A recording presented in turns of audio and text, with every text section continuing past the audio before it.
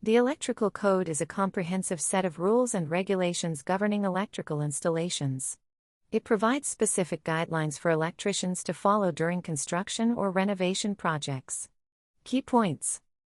Prescriptive, the code outlines what needs to be done, rather than providing detailed instructions on how to achieve it.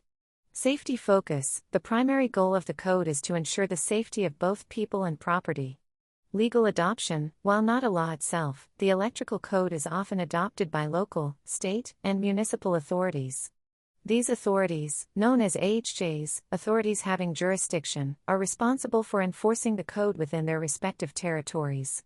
Listed equipment, the code mandates that all electrical components used in installations must be listed by a recognized testing laboratory. This ensures that the equipment meets specific safety standards. By adhering to the electrical code, electricians and property owners can help prevent electrical hazards and create safe environments.